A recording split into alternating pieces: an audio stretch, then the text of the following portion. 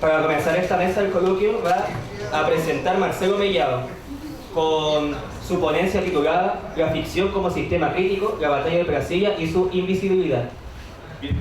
¿Cuántos minutos? Yo tengo una especie de lectura corta, pero bueno, debiera estar salpicada algunas autocorrecciones. Parto por agradecer la invitación que surgió de los alumnos, ¿no? No sé cuál es la instancia, la orgánica del centro de alumnos, algo así. No, comisión de estudiantes. Comisión de estudiantes. Es grato estar acá, no tengo contacto con el mundo académico, ni con el discurso académico. Muy poco, digamos. Pero sí soy amigo de acá. De hecho, ayer me encontré con el José Rincón y me encontré en la calle, así en Santiago, estaba con el Alfredo, porque tenemos una amistad por otro lado. Y le comenté que venía para acá. Y alguna vez, en relación con lo que les voy a contar, yo había hablado con él, entonces me pareció divertido encontrarlo con él después de muchos años. Y cerciorarme que además está medio cohabitando acá, les digo porque hay un historiador ahí cercano que es muy crazy, que sería divertido tenerlo en una instancia como esta. Bien, me interesa llegar aquí, fue bueno porque es interesante que los estudiantes se preocupen de estos temas, de este tema en particular. Entrar aquí fue entrar como una especie de incubadora de proyectos, porque siempre una sede universitaria como esta te oferta cosas que no están en la calle. De hecho, murales bien hechitos y no como mal pintados como están en las calles. Y parece una incubadora de proyectos, digamos, entrar al hall por lo menos, ¿no? Y otro mundo. Y eso es saludable. Bueno, mi tema tiene que ver con... Yo alguna vez escribí una novela que interpreto como fallida, pero no sé, una novela que se llama La batalla de Brasilia, pero que el nombre es engañoso porque la batalla de Brasilia es un pretexto para contar otra cosa, digamos, ¿no? O sea, no es el objeto, aunque termina siéndolo de alguna manera. Hay un tema en la ficción ahí. Y por eso me apropié de ese relato histórico por dos razones. Me estaba acordando por qué. No tenía bien claro cuál fue el motivo composicional que determinó esa obra. Y creo que ahora que estaba escuchando, estoy improvisando, el tema de la construcción del héroe que estaban ustedes hablando, un tema muy borgiano, cómo se construye un héroe, que es un tema de ficción, obviamente, ficción institucional, ficción burocrática, en fin. Esa construcción del héroe me empezó a encantar, o sea, siempre me encantó esa construcción, los procedimientos narrativos para construir esa obra. Que fue muy característico del neoclasicismo, o digamos del postromanticismo, cuando se construye la república.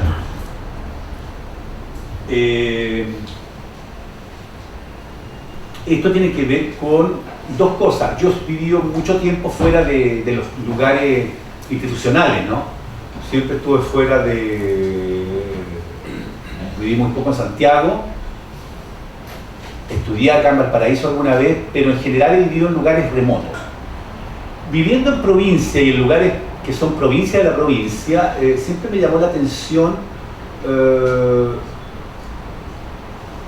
dos cosas. Que todos los lugares en que viví, que eran micro lugares, que no me aparecen en el mapa, o aparecen como... siempre había un historiador local, alguien que se preocupaba del patrimonio, y es algo moderno, ¿eh? Desde el folclorismo chilote, que alguna vez estuve ahí también, que rescataban, qué sé yo, pasando por acontecimientos como el de la batalla de Brasilia, que me topé con él, ¿no? Me topé con esa... Y por supuesto, entre el historiador local, me encontré en el fondo con historiadores amateurs, que son bastante fascinantes, pero bastante crazy, y eso lo hace fascinante, digamos. Obviamente el historiador académico, no hay nada más latero y ustedes lo saben bien que el historiador académico. O sea, es un juego, un chiste, pero digamos, puede ser. O yo siempre, cuando me he entretenido leyendo textos históricos, los leo como novela, no hay otra manera, desde el punto de vista del lado en que yo estoy, digamos, de la ficción. O sea, siempre los leo como una ficción. Los historiadores amateurs, cuando empecé a hacer la obra y conversé con el Alfredo Joseph, me hablaba de generalidades muy divertidas. Me decía, por ejemplo, cosas como Mira, nunca se va a saber, el tema de los muertos, por ejemplo, la cantidad de muertos nunca se va. Mira, Chile es un país que siempre contó muy bien a sus muertos, por el tema de los terremotos. Chile es un país gran contador de muertos. Pero eso se interrumpe cuando se cuentan muertos de batalla. Aquí no se va a saber, aquí se interrumpe porque institucionalmente no conviene ese dato. Entonces, cuando ustedes están en el tema de la verosimilitud histórica, el otro dato es un dato, o sea, ¿por qué compuse yo, me metí en esta obra a escribir la batalla de la Silla? Porque yo tenía un hijo que tenía una obsesión por dos cosas que en el fondo eran lo mismo. Mi hijo era Asperger, que falleció, entonces tenía una obsesión por la fantasía heroica, Conan el Bárbaro, digamos, siempre tenía que comprarle cosas que tenían que ver con eso, y la Guerra del Pacífico y sus epifenómenos que de alguna manera la guerra del 91 es sobre todo porque los héroes de allá se enfrentan acá y algunos sabemos en fin que tuvieron algunos, pero digamos esas cosas le interesaban mucho y tenía una fascinación que tenía que ver más con la fantasía heroica que con la historia, pero divertidamente se sabía toda la Guerra del Pacífico completita, y me contaban cosas que a mí me sorprendían de detalle, digamos, que él había escudriñado. Y bueno, y empecé a meterme en esto y de ahí aparecieron personajes como Orosipo Barbosa, él me contaba historias en relación con eso, desde la batalla de Topate hasta, en fin, detalles, digamos. Yo siempre he sido entre comillas antichileno, o sea, en el sentido siempre me cargó la construcción heroica nacionalista de la nacionalidad a partir del hecho histórico, por venir de una mala tradición. Pero mi hijo no tenía menos mal, no tenía ese prejuicio, entonces le encantaban los uniformes, siempre tuve que comprarle cosas ligadas al tema de la batalla, y siempre me metí con una especie de mundo, gracias a él, bastante raro, bastante crazy, patológico, y fascista, porque lo digo así. Eso me entretenía, digamos. Conocí coleccionistas, conocí ¿cómo se llaman estos tipos que arman modelistas militares, que son fascinantes, digamos? Y conocí también todo facho, y perdón que hable desde el sentido común izquierdo, lo digo, me da lo mismo también, pero te hablo así porque me gusta usar el prejuicio. Entonces me entretuvo mucho eso y descubrí cosas fascinantes y hablé con tipos que me contaban cómo hacían y cuando me empecé a meter empecé a tratar de hacer una novela histórica y me dio una lata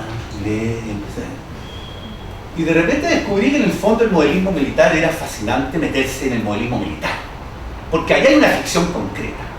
Y de hecho, conversar con modelistas militares que le habían hecho pegas, que se yo, al coronel tanto y habían reproducido, es muy común que cierta época de los militares chilenos amaban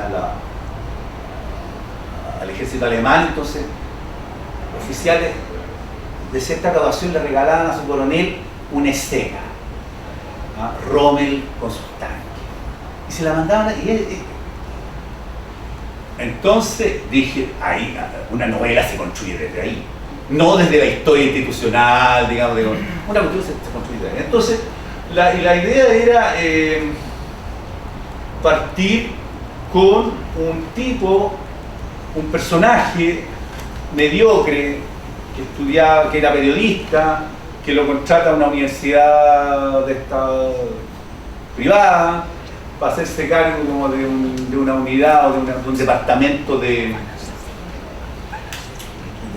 ¿cómo se llaman estos? Difusión. Entonces, por alguna manera le llega esto de armar un coloquio sobre la batalla de la guerra de la Silla, le da lata, odia esta cuestión. Digamos, lo único que quiere es una beca para irse a España, entonces tiene que armar un coloquio, pero no un coloquio, es una especie de seminario, y todo, y junto con eso, paralelamente, me topé con la casa de la mamá, con tu lugar de trabajo. Y eso dije, no, ahí yo me fasciné porque me tocó ser una vez. ¿Fue hace años? Sí. Fue hace años, pues esto estoy contando. Ah, tú no estabas ahí todavía. Claro, tú ni siquiera estabas ahí. Estaba construyéndose, de hecho, Estaba el proyecto. Estaba el proyecto. Pero ahí me entró ya la fascinación porque descubrí. Una vez estaba yo haciendo un análisis, o sea, fui analista de proyecto, no sé, me tocó los vecinos, Centro Cultural de Placilla, que hacen un levantamiento de la batalla y están trabajando el tema. Ah, no, dije, aquí está. Y ahí me empecé a investigar, bueno, y cómo es el proceso de investigación de una novela. O sea, para escribir una novela uno tiene que hacer un proceso de investigación. Y ahí me empecé a meter en el tema. Y la empecé a pasar un poco mejor, aunque no tanto, porque los historiadores amateurs son especiales. O sea, en el sentido que son dueños de una verdad que es de ellos nomás, ¿no? En ese tema de repente descubrí que había hay gente que te dueña de un tema y tú no te puedes meter ahí, que no es tuyo. Me tocó con un par de historiadores, sobre todo con uno que me interesó muchísimo, y que después incluso hicieron naufragar un poco la novela en el sentido en que nunca me gustó mucho la novela, me entretuve haciéndola, pero no me gustó mucho el resultado, como que le falta un detalle, que es precisamente esta oportunidad que ustedes me dan de hablar de esto. Bueno, estoy hablando de cómo se construye el tema de esta ficción a partir de un hecho o un acontecimiento llamado historia. La razón, bueno, voy a leer un poco, para no ser tan, porque las razones por las cuales un colectivo, un centro cultural, una junta de vecinos y un profesor del liceo juntos arman esta ficción, arman esta construcción patrimonial que significa rescatar la batalla en la invisibilidad. Después me enteré que ellos mismos me contaban que cuando ellos iban a los institutos militares, la lata, uno de hecho es cosa de googlear, a los milicos, a los marinos no les interesa el tema porque simplemente hay una vergüenza enorme al interior de la institución o porque ellos mismos se controlan, digamos, ¿no? Se autocontrolan porque esa información no se puede dar vergüenza, porque es vergonzoso lo que pasó institucionalmente, ¿no? La batalla, la guerra misma, ¿no? La guerra civil, por cómo fue. De partida se rompen varios mitos, como el ejército jamás vencido, que uno podría decir desde el otro lugar donde fue vencido por una montonera, que se llama, en fin, que armó un sector de la oligarquía. Bueno, en fin, todo lo que uno, la odiosidad que uno tiene contra las instituciones chilenas, la odiosidad que yo tengo contra la instituciones chilenas, y la ingenuidad, entre comillas, de una localidad en donde ocurre la batalla, cuyos vecinos tienen el fantasma de la guerra, tan arriba prácticamente de un cementerio, hacen un jardín y encuentran restos de la batalla, en fin, y cómo ellos en este nuevo régimen de lo cultural tienen que encuentran el nicho patrimonial, el viejo y querido patrimonio que también es una cosa, está aquí un patrimonio, está la palabra patrimonio como la palabra políticas públicas. No quiero escucharla más. Entonces, es interesante a partir de eso cómo ellos se meten como colectivo a hacer un levantamiento de algo que sienten que les pertenece, sobre todo en contra de Valparaíso, porque Valparaíso, digamos el plan, porque Valparaíso los desprecia y ellos, entre los moteles y el barro, entre los moteles parejeros a los que va Linco y otros que iban a Linco y otros, siempre en el patio trasero, y ellos realmente descubren un detalle, y eso es lo que hacen reclamar. Entonces me pareció divertido desde el punto de vista un poco de la joda, ¿no? Que ellos mismos se y celebran la batalla, la reproducen, y se han convertido en los que le dieron una visibilidad que no tenía, y que ahora hay bastante más visibilidad al respecto. Estoy con tiempo, ¿no? Me quedan 10 minutos. Ya, quiero partir con algo rimbombante y citar a Marx, al viejo y querido Marx, citando a Hegel en el famoso el ensayo sobrehumario, con esa serie de párrafos de que la historia se escribe dos veces. Estoy parafraseando. Primero como tragedia y luego como farsa. Es un parafraseo. Cito esta frase porque alude a la ficción dramatúrgica, en el sentido en que todo periodo histórico busca un momento anterior que lo legitima. Pinochet quiso reproducir a Portales, y el mismo compañero presidente Allende tuvo su ficción con Balmaceda, ¿no? O sea, cada cual con su ficción. A pesar de que se habla en términos más dramatúrgicos que narrativos, los ejemplos son narrativos, de hecho, ocurre que la historia del pensamiento o el discurso historicista utiliza las imágenes del teatro, ¿no? Teatro operaciones, cuando se habla de escenas y teatro operacional. La tragedia en la cultura clásica tiene mayor jerarquía ética que la farsa. Escribí con falta de ortografía la palabra farsa. O la comedia. Cuando esto se unifica, se habla de teatro moderno. Entonces, este es un detalle no menor por la referencia al género literario, digo, ¿no? La historia es primero como tragedia, pensando en Napoleón, y después en El Sobrino, luego como farsa. En el actual régimen invisible que rige la cultura es imposible entender el efecto, por ejemplo, estoy citando, o sea, estoy lucubrando, no citando, Napoleón sin leer La Guerra y la Paz, por ejemplo, o Ana Karenina, de Tolstoy. Tampoco no se puede leer a Hamlet si no es en relación al código de los cortesanos, de la cortesanía del poder.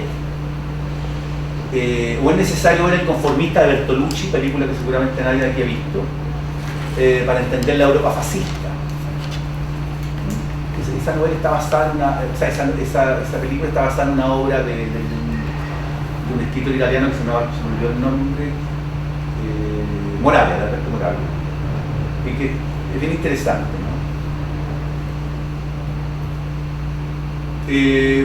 Pero no como un correlato decorador del evento político, que generalmente la cultura en estos tiempos se utiliza como decorado de la política.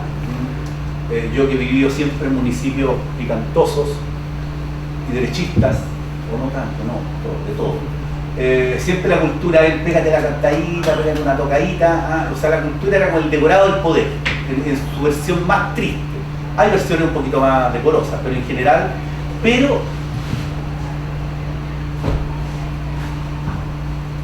nosotros sabemos lo importante. Bueno, es decir, es necesario tener muy claro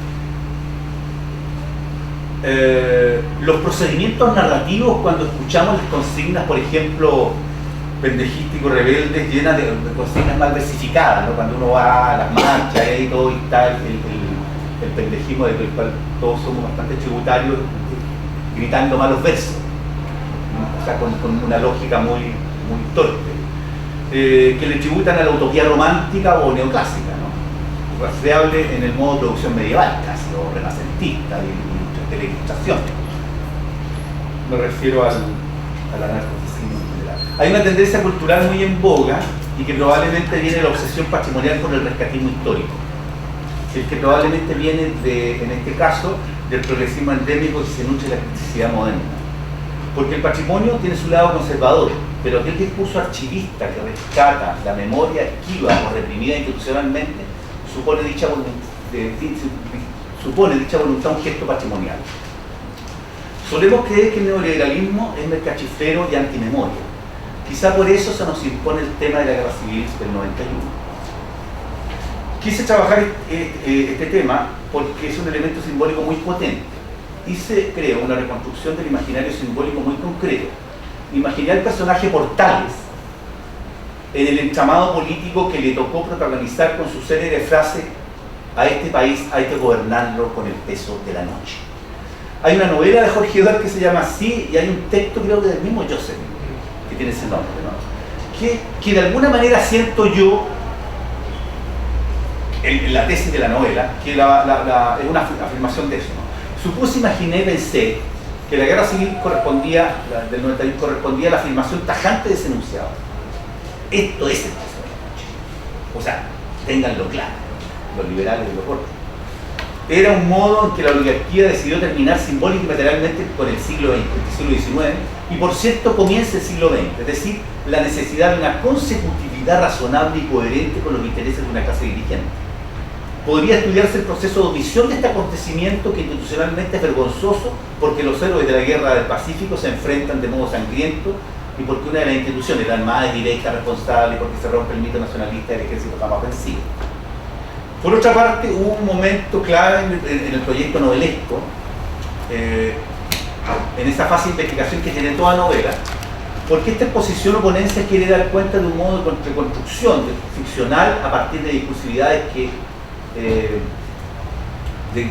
como un texto matriz, que es el acontecimiento Batalla de Brasilia, definido como evento bélico clave que termina con la guerra civil. Hay varias o variadas lecturas de este acontecimiento y no es mi interés comprarle pan al panadero, digamos, en el sentido de yo no soy historiador, no voy a estar dando claves históricas aquí. No me meto al interior de las discursividades ideológicas con que se lee o se interpreta el conflicto, incluido el sentido común de izquierda y el sentido común de derecha, y también incluyamos la arrogancia académica. Ese momento clave en la investigación fue cuando descubrí que había una comunidad que hizo un levantamiento de ese acontecimiento histórico como una estrategia de visibilidad frente a la omisión de la autoridad regional y edilicia actual. O sea, la batalla de Brasilia se reconstruye gracias a una comunidad. Una junta de vecinos en alianza con un centro cultural y unos profes del liceo, a partir de la voluntad de patrimonio que comenzaba a determinar un cierto régimen de lo político-cultural. Decide patrimonializar el territorio acotado en donde se llevó a cabo la batalla hacia más de 100 años. Hay un signo, el de la omisión, que determina distintos modos de enfrentar un acontecimiento fundamental, pero que la ideología dominante, podemos decir, neurosis de control simbólico al ejercer la operación del relato histórico.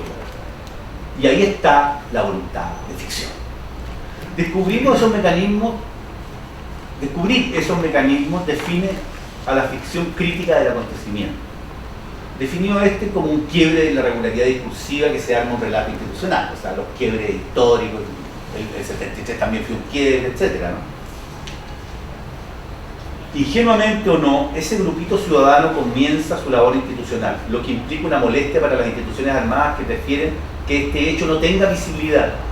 Imaginen a unos dirigentes sociales que descubren una identidad posible para diferenciarse del plan de Valparaíso, que sienten que los desprecian. Me parece, o al menos eso quise creer, que fue un profesor de historia del liceo quien puso la parte conceptual del proyecto, el Michel Murúa, creo. Tú me puedes corregir. Se trataba de hacer relevante un hecho histórico que estaba bajo la población o villa o barrio, asumir en el fondo que estaban arriba sobre un cementerio, concreto. La tesis de la novela es que la novela puede ser un correlato histórico crítico, un acontecimiento que se vive como un impedimento emancipatorio, según una lectura progresista, o como una disputa por dar cuenta del acontecimiento. La ficción en este caso pone en tela de juicio la objetividad del relato histórico, o el de los historiadores, porque lo reconoce como otra ficción más, pero con la ideología de la verdad histórica, este tema de la verosimilitud, que yo vi que estaban discutiendo con el tema de práctica, esa verosimilitud que creo que no tiene ningún sentido porque depende de otros procedimientos narrativos. ¿Cuál es la ficción de los historiadores? Recuerdo haber leído a Vial, a Encina, a Eloy Caviedes, que es muy interesante, porque Eloy Caviedes viene de acá. Y es donde, bueno, hay muchos datos súper entretenidos desde el punto de vista cultural. La presencia, por ejemplo, del pintor Juan Francisco González, al otro día de la batalla, que descubre. Me interesa recoger un acontecimiento histórico como este, que se ha transformado en un eje de disputa por el relato patrimonial también. Unos lugareños recuperan esa locación histórica porque viven ahí y porque toda su vida han habitado tierras de fantasmas. Han vivido sobre un cementerio militar y la institución militar omite el hecho. El pueblito o barrio Brasilia, concretamente, me refiero al centro cultural que luego construye el Museo de Brasilia, entra sin querer queriendo en esta disputa histórica o en esta disputa por el relato, escribiendo su propia novela, la novela de la pertenencia. Cansados por el barro, los moteles y el ninguneo municipal, ellos hacen suya la batalla o el hecho histórico y lo ponen en valor. En la investigación me topé con varios historiadores amateurs que debo decir que son bastante más entretenidos, como ya lo dije, pero esto es un chiste, ¿no? Porque son más delirantes y más friqueados. Y sobre todo porque ponen su mirada en detalles que pocas veces un profesional del rubro pone atención, ya sea por la primacía de lo institucional y del canon o cánones investigativos, y por la descalificación del campo profesional, y por la ideología del verosímil histórico que estábamos diciendo, y porque en general los aficionados son muy despreciables. digo desde el punto de vista porque son una pulga en el oído. Su ingenuidad los convierte en peligrosos, pero ojo, su impresentabilidad es sobre todo porque pueden dar peligrosamente en el clavo a veces, sin saberlo o a pesar de sí mismo. Es una obviedad decir que el acontecimiento histórico está mediado por el relato.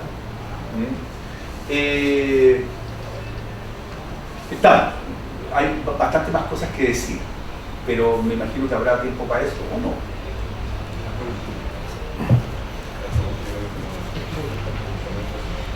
Correcto, Marcelo. En el espacio de preguntas vamos a darte el tiempo para que finalices tu exposición, que por lo demás está muy buena, muy interesante.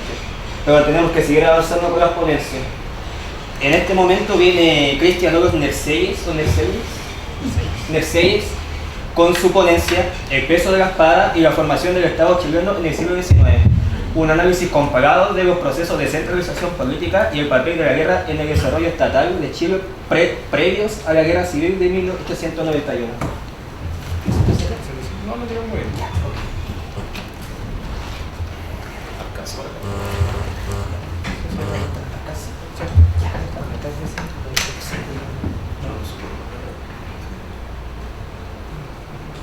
¿Lo voy a poner acá igual? Yo creo. Es que no alcanza el cable. Hola, buenas tardes ya. Gracias por la invitación a los chicos que la revisan este tremendo coloquio. Yo voy a hablar de una disciplina que complementa bastante a la historia y a las discusiones. Yo vengo del ámbito de la sociología del proceso histórico, y ese es mi línea de investigación.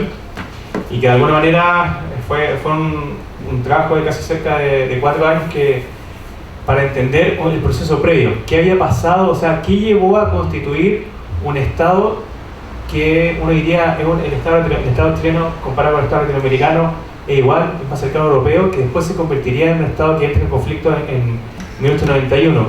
Y para mí el fenómeno, en ese sentido, el fenómeno de la guerra, o sea, guerra con vecinos, guerras internas, tenía un cierto correlato desde los procesos históricos, desde la sociología, y por eso quiero presentarle esta línea de investigación que de alguna manera complementa el proceso previo a lo que se constituyó lo que fue la guerra de 1891. En ese sentido, una de las cosas que desde la sociología, y siempre de la sociología del proceso histórico, hay ciertos fenómenos que gatillan procesos políticos.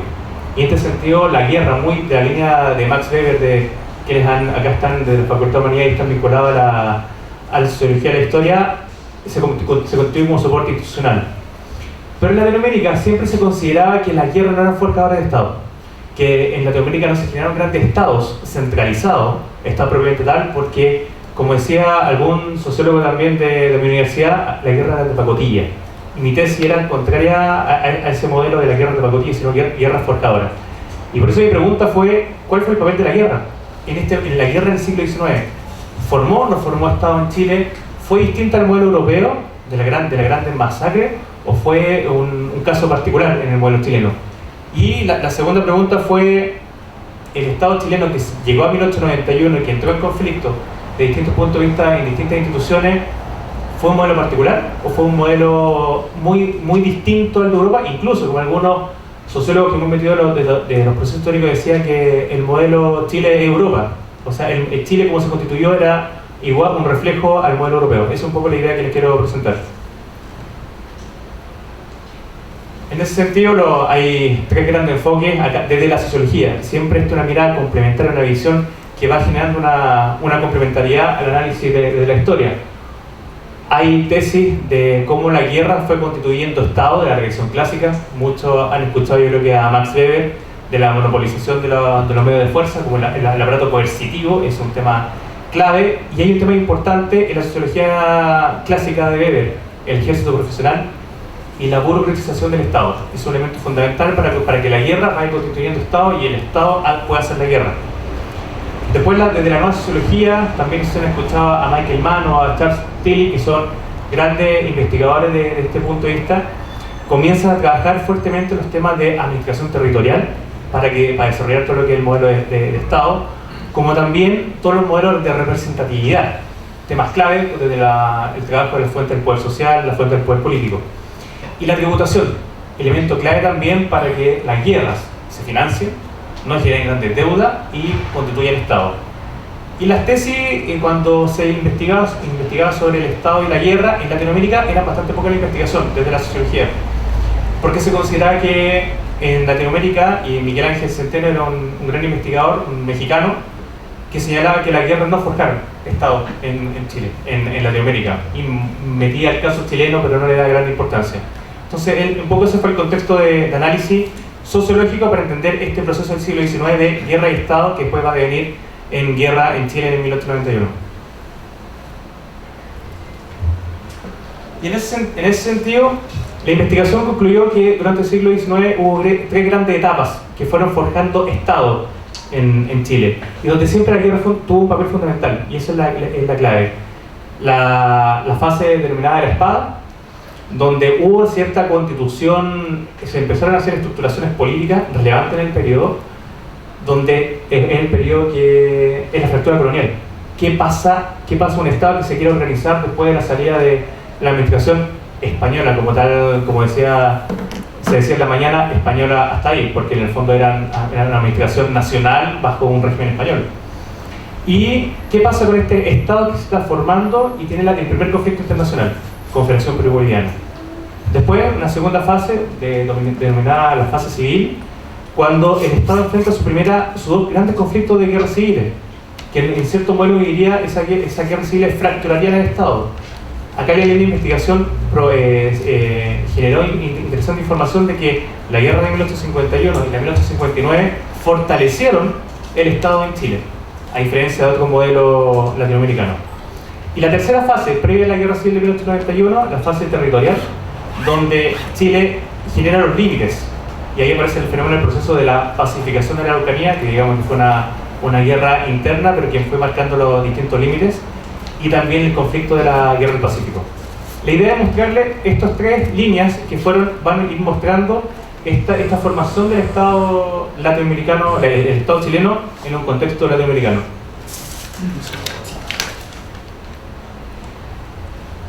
Si vamos a la fase de la espada, el gran tema en este periodo fue cómo aparece un Estado que tiene que legitimarse.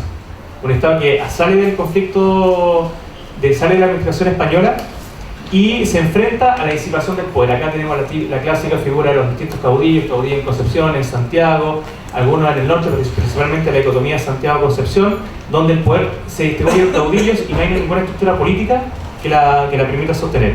Entonces hay una crisis de legitimidad. Y aquí comienza una distinción muy chilena, que uno veía el modelo venezolano, los modelos de Brasil, los modelos argentinos. Acá se disipa el poder y se disipó el poder. Acá en el proceso histórico, sociológicamente hablando, comienzan a aparecer otros fenómenos. Que la clásica visión que desde el caos se genera orden. Y en Chile se puede generar que a partir de tanto ruido institucional hay un proceso de centralización política muy relevante, donde el poder militar se comienza a sustraer a la estructura política. Y hay un tema muy interesante, que los mismos fenómenos contractuales de lo que se hizo el Tratado de IRCAI de 1830 ya son elementos políticos que comienzan a legitimar este proceso centralizador. No me quiero centrar en la figura portaliana, que es una muy tradicional, muy de la figura tradicional, sino que hay elementos políticos que comienzan a generar esta organización. Se fortalecen dominaciones legales, muy de la línea de la sociología de Weber. Y donde ahí tenemos un efecto centrípeto. Como la tesis sociológica es que se produce una cierta concentración de la administración política en este periodo, que permite los primeros esbozos de orden en un caos de desorden. Uno miraba lo que pasaba en Chile en la década del 30, en el siglo XIX, y miraba lo que estaba pasando en los restos de los países y era desorden absoluto. Acá había un principio ordenador. Y Chile, una de las tesis sociológicas es que para construir el Estado también hay que empezar a administrar la economía y movilizar recursos. La guerra de la Confederación Perú-Boliviana aparece, o sea, gatilla procesos de racionalización burocrática, porque tienen que movilizar fuerza de las clases bajas, clases populares. ¿Sí? Aquí nos mantenemos con la extracción de recursos de desarrollo local. Hay un tema de movilización nacional, hay un espíritu de controlar el transporte marítimo, que habla de un Estado un poco más potente, más fortalecido, que se quiere que quiere ir a la guerra, que es muy distinto a lo que hacer la guerra en la guerra del Pacífico. Y ahí comenzamos incluso los primeros controles de finanzas públicas. No del todo desarrollada, pero hay un proceso de organización en esta primera fase. La idea es que yo voy bastante más allá de los textos, tratando de ir un poco más rápido en honor al tiempo, para que vayan entendiendo el proceso que estoy mostrando.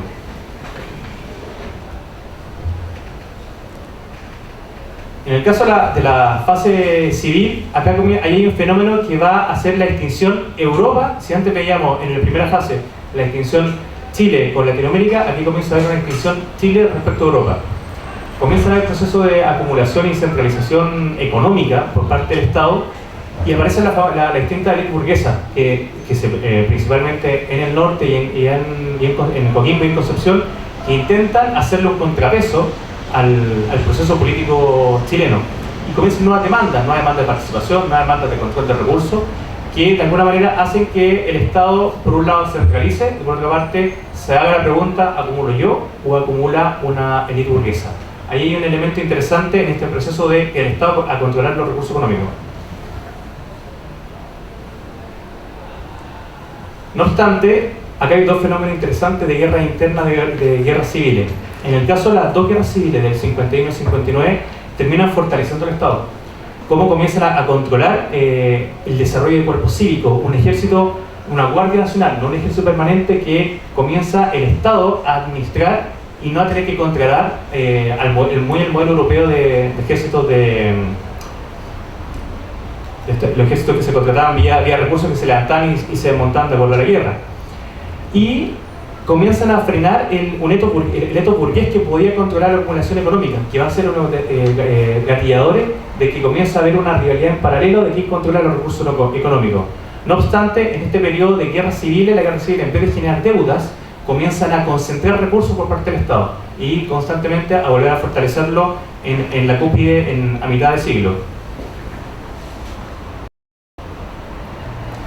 Y por otra parte, si bien el Estado comienza a tratar de controlar el recurso económicamente, se sigue fortaleciendo la estructura burocrática. En un espacio, hay un dato interesante, que cómo se duplicó en un espacio de 8 años la estructura burocrática de funcionarios.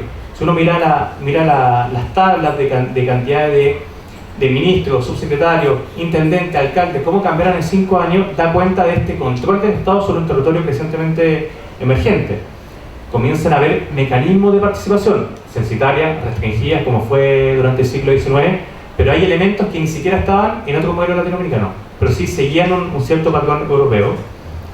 Y por otra parte, se va constituyendo una consolidación económica, anclada en procesos civiles dentro del Estado, pero sin absorberlos completamente, que va a ser uno de los grandes gatilladores de la crisis del 91. Y la tercera fase de esta investigación, que es una investigación bastante ardua, que después incluso se la puedo compartir, son casi 180 páginas, es la fase de la consolidación territorial. Llegar a este cenit del Estado, un Estado que se comienza a desacoplar de Latinoamérica y donde enfrenta dos grandes conflictos internacionales que llaman la atención lo que provocaron. Por un lado, se supera la guerra limitada. Chile, al entrar, esto es una de las grandes discusiones en la sociología de la guerra y los procesos históricos. Los sociólogos no pescan la guerra con España. Yo creo que los historiadores sí le dan un valor, pero los sociólogos no lo pescan. Consideran que es una guerra de pacotilla. Desde mi tesis sociológica, yo me fui muy en la línea contraria, porque significó enfrentarse a una potencia. Enfrentar a una potencia significó generar inversión, gasto, movilizar una escuadra. De ahí, yo creo que todos conocemos la famosa escuadra que enfrentaba a la escuadra española. Bueno, hay que ver todavía lo que queda acá de los efectos.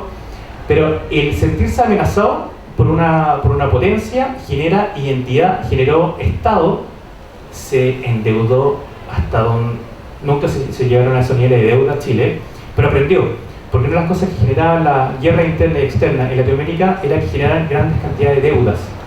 Las deudas nacionales después de la guerra eran gigantes. Chile, después de la guerra con España, aprendió a controlar los recursos. De hecho, un ejemplo, a pesos desde la época, en un periodo de 1 año y medio, Chile gastó con España 150 millones de pesos. Y en la guerra contra Perú, contra la guerra del Pacífico, la inversión en gastos fue cerca de 180 millones de pesos. 150, 180, o sea, se considera el movilizar 26.000 hombres en la guerra del Pacífico, 180, y solamente administrar una escuadra, pagarle a buques mercantes armados 150 millones. Ahí vemos que, pero ese problema de deuda, de controlar esa deuda, generó que Chile dijo, tenemos que aprender de esto para una futura guerra. De hecho, una de las cosas que apareció fueron cómo mejoran los procesos de impuestos, impositivos, muy al modelo europeo. Los desarrollos de impuestos en Latinoamérica no se desarrollaba, no tenía ningún nivel de desarrollo que en Chile. Y eso lo generaba un modelo muy cercano al modelo europeo. Por otra parte, un gran tema bastante polémico, que los historiadores, la sociología clásica y el modelo tradicional histórico habla de la pacificación de la Araucanía. Chile incorporó, aumentó sus límites, aumentó los territorios. Eso es muy propio del Estado, más allá del análisis crítico de lo que significaron la ocupación y la guerra en el sur. Pero el desarrollar límites, el de decir cuál es mi relación política con Argentina, con el territorio mapuche, desarrollar límites es muy propio de un Estado nacional al modelo europeo. Conectarlo, desarrollar ferrocarriles, invertir en infraestructura era un tema bastante relevante, y eso es hacer, finalmente incorporar, desarrollar límites y nuevos espacios, habla muy de un Estado nacional potente. Y llegamos al cenit de la centralización, que fue el periodo del proceso de la Guerra del Pacífico, y es bastante un tema relevante, porque uno podría decir, una de las grandes tesis es que Chile se convirtió en la Prusia de Latinoamérica, lo han dicho muchos historiadores y muchos sociólogos del proceso histórico, pero ¿qué pasó después? Por eso viene después el tema de la fractura. Chile logró movilizar un ejército de 20.000 personas, de 26.000 soldados a la Guerra del Pacífico. El Estado hizo la guerra y la guerra hizo el Estado. Finalmente se articuló bajo esas dos dimensiones en este proceso.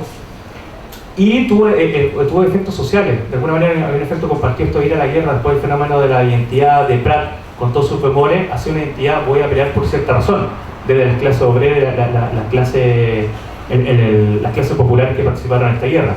Ahí llegamos a la centralización. La pregunta es, ¿pero qué pasó ahí? ¿Fue un punto de inflexión del modelo chileno? ¿Existieron límites? Y eso fue en parte del desarrollo y conclusión del estudio. Aquí vamos a dar cuenta un poco de qué pasó con este Chile, que va a llevar a generar la fractura después política y que hace que Chile termine retrocediendo un buen periodo de años respecto al modelo. Se desacopla de América Latina, de Latinoamérica a Chile, pero no desarrolla los mecanismos de representación, que era un modelo muy europeo, de la participación desde la guerra y el Estado. Chile se desacopla, pero no sigue el modelo europeo. Voy a dejarlo todo listo. No generó deuda la guerra del Pacífico, pero no generó una base impositiva a un modelo europeo inglés que permitía que después de la guerra se seguía, o sea, la deuda de la guerra del Pacífico se pagó con todos los recursos de Perú, con todos los recursos de la guerra, no con un proceso de tributación completa. Se burocratizó la hacienda pública, pero la élite y la burguesía que podía estar incorporada en el poder político quedó en paralelo, y que eso va a ser los grandes gallitos que van a tener las distintas participantes de la guerra civil. Un poder político cohesionado, pero por otra parte el poder económico no terminaron de controlarle, quedó en la élite burguesa, y la coerción y la acumulación quedó en el Estado, pero también había una élite burguesa potente que también controlaba los principales recursos. Aquí hay la figura de Mr. North, yo creo que desde la historia un claro ejemplo de lo que pasó ahí. Entonces, para ir concluyendo, cuando la tesis del proceso histórico de la sociología fue Chile fue latinoamericano, fue un modelo europeo, y la tesis que se concluye es que fue un Estado mixto, que siempre está el modelo, en la línea chilensis, el modelo a la chilena. Un Estado que es muy centralizado militarmente, políticamente, pero económicamente, y desde la representatividad, que es clave para formar Estado, ahí estuvo bastante débil. De hecho, es interesante en el modelo inglés, para ver lo centralizado político y militar, Chile logró movilizar casi el 1% de la población en la Guerra del Pacífico. Inglaterra, en el periodo de la Pax Británica, que es el gran periodo de conquista de Inglaterra en el siglo XIX, movilizó el 1,5% de su población. Estamos casi al mismo nivel. Efectivamente éramos la Prusia, pero con dos patas bastante débiles, que es la representatividad y el aspecto económico.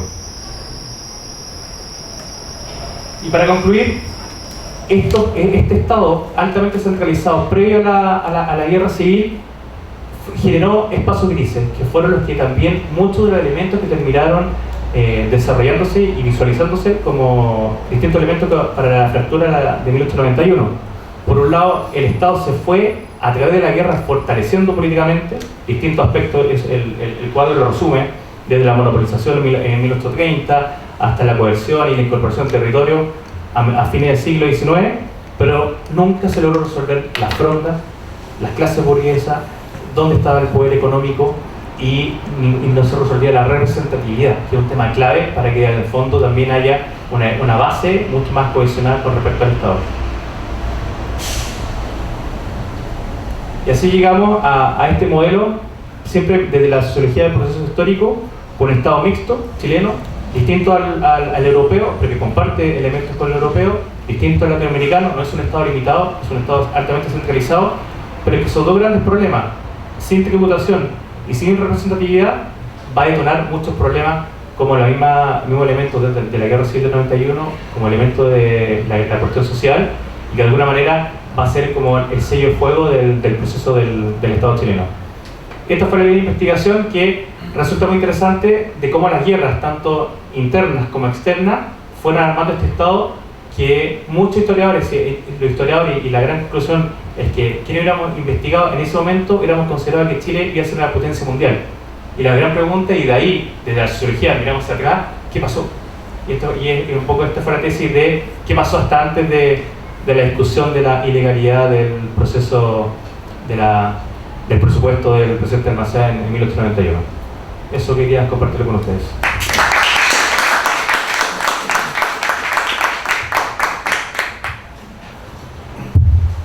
Ya, para finalizar la mesa de este primer día del coloquio, vamos a dar paso a la ponencia de Alberto Donoso y Marco Moncada, titulada Construcción de memoria histórica en torno a un sitio patrimonial de la Guerra Civil de 1891. Muchas gracias. Entonces, Bueno, primero que se escucha bien o no, ¿se escucha bien? Ya. Bueno, primero que todo agradecer la invitación y esta reflexión importante que se puede hacer en estos espacios que genera los estudiantes de Historia de la Universidad de Valparaíso. Y bueno, nosotros dos con Marco Moncada, yo soy Alberto Donoso, somos estudiantes de Magíster de la Universidad Católica de Valparaíso. Y venimos acá, el papel, la camiseta que nos vamos a poner hoy día nosotros acá en este conversatorio, va a ser aterrizar este tema de la guerra de 1891 y aterrizarlo desde los libros, pasar de la teoría pura, de la historia pura, hacia el tema patrimonial, hacia cómo estos temas se pueden transmitir hacia la gente y esa transmisión puede generar un cambio también en la percepción que la gente tiene de la historia, ¿cierto? Bueno, el tema, como decía el caballero acá, es la construcción de memoria histórica en torno a un sitio patrimonial de la Guerra Civil de 1891, y ahora lo voy a dejar con Marco, el cual les va a explicar un poco en qué consiste este proyecto. Y después, posteriormente, yo hablar de la parte un poco más teórica de cómo se articula específicamente el proyecto. Reitero los agradecimientos de mi compañero de exposición. Es necesario estas instancias que van más allá de lo totalmente académico, porque queremos hacer ver que nuestra investigación tiene un carácter interdisciplinario. Nosotros como historiadores nos sumamos un esfuerzo previo y tiene que ver con acreditar que efectivamente de lo que vamos a hablar es un sitio patrimonial de la Guerra Civil de 1891. ¿Por qué? Y sobre ese piso viene la investigación histórica.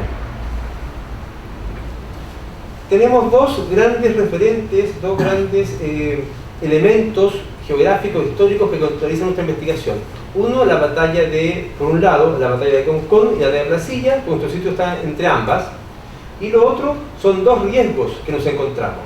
Primero, según lo que ven las imágenes, es un acto de conmemoración histórica realizado en Placilla. Tenemos la fortuna de haber participado desde el inicio de la primera piedra, la inauguración, y casi todos los años hemos ido porque nos han invitado.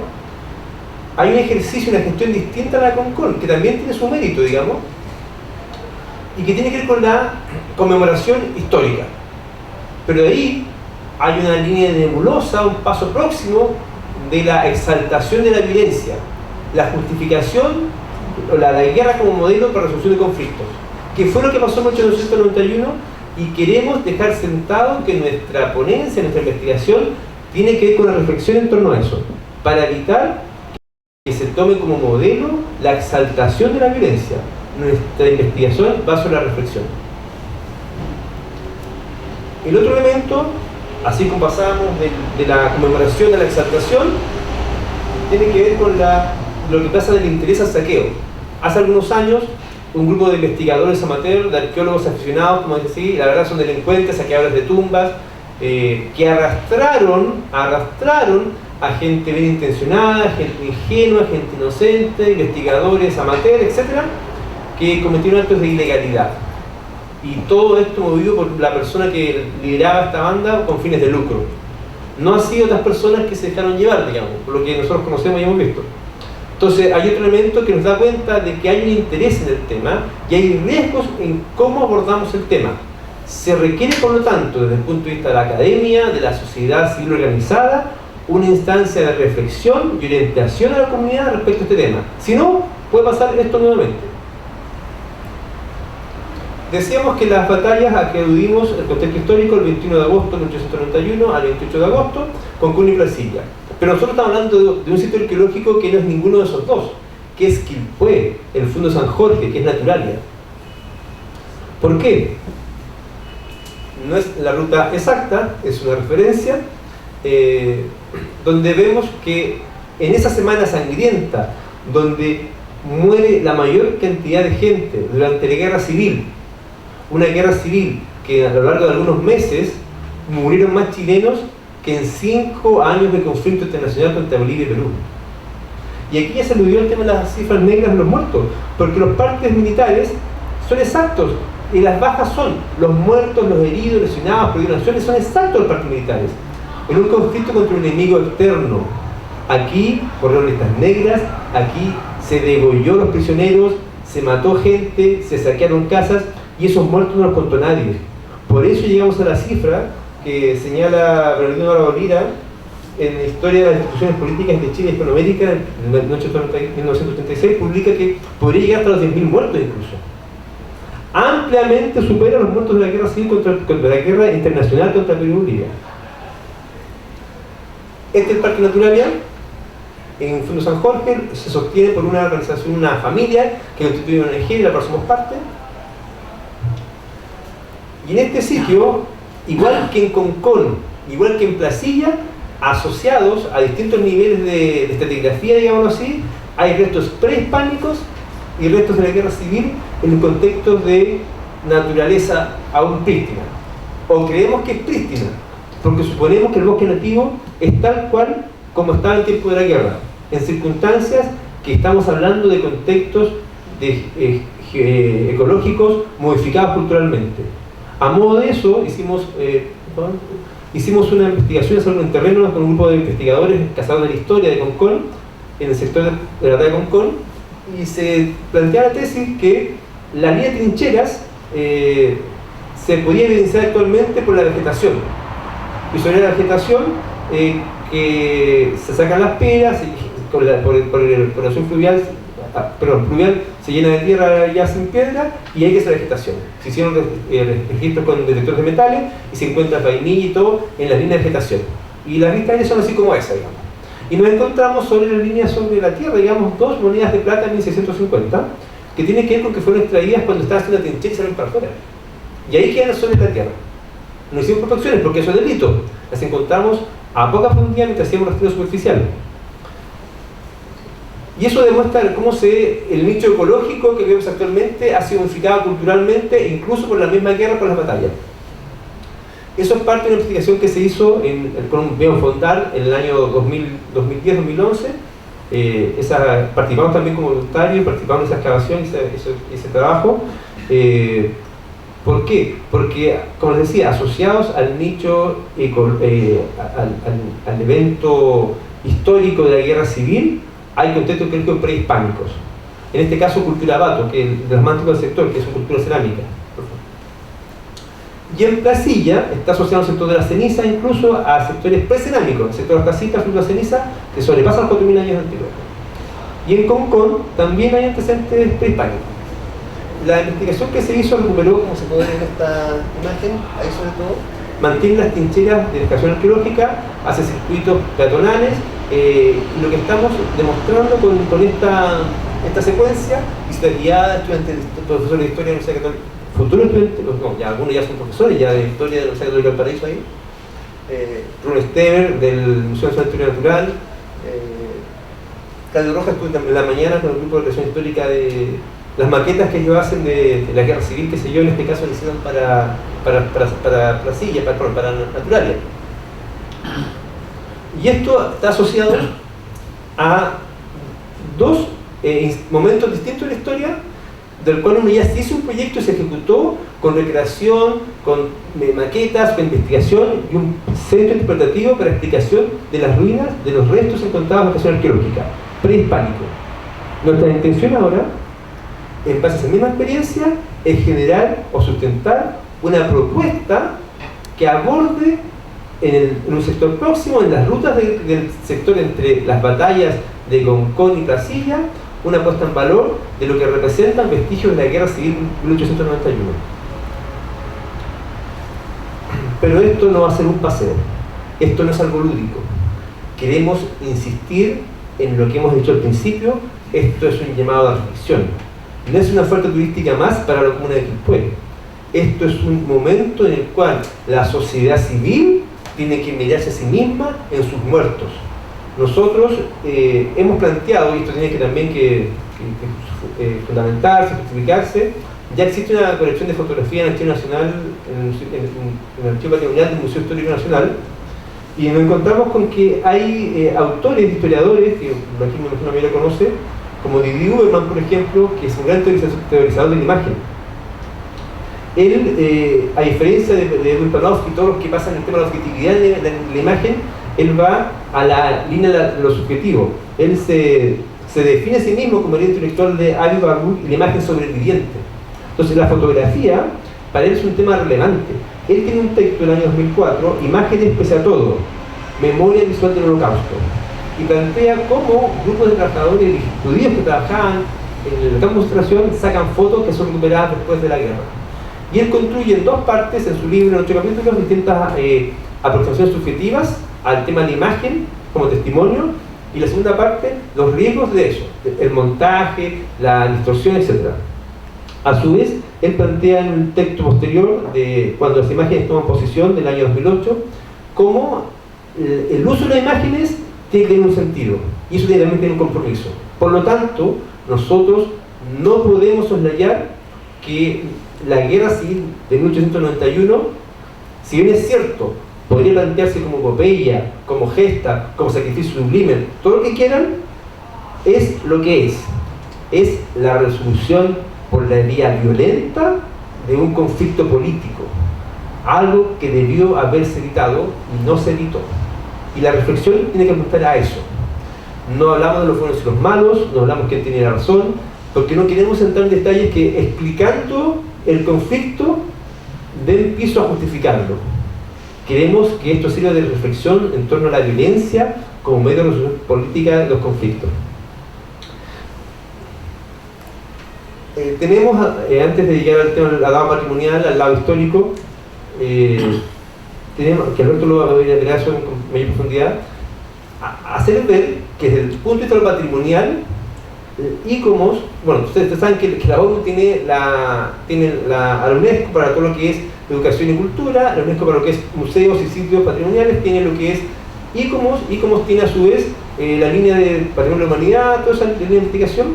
Por lo tanto, esto no está improvisado, esto no nace de cualquier parte, hay un marco teórico, y cada cierto tiempo, a través de lo que se denominan cartas, se postulan principios para que los estados que siguen a la UNESCO se guíen en lo que es patrimonio. Y queremos relevar a 3 cartas, puntualmente las vamos a nombrar nomás. La carta de Nara. Nara nació en Japón, donde se reúne en el año 1994, y plantean en su postulado número 11 que todos los juicios sobre valores atribuidos a las propiedades culturales, así como la credibilidad de fuentes de información relacionadas, puede diferir de cultura en cultura e incluso dentro de una cultura. Por lo tanto, no es posible realizar juicios de valor o autenticidad con un criterio fijo. Por el contrario, el respeto debido a todas las culturas requiere que el patrimonio cultural sea considerado y juzgado dentro del contexto cultural al cual pertenecen. Vale decir, prima en gran medida lo subjetivo, como concepto de patrimonio y de sitio patrimonial.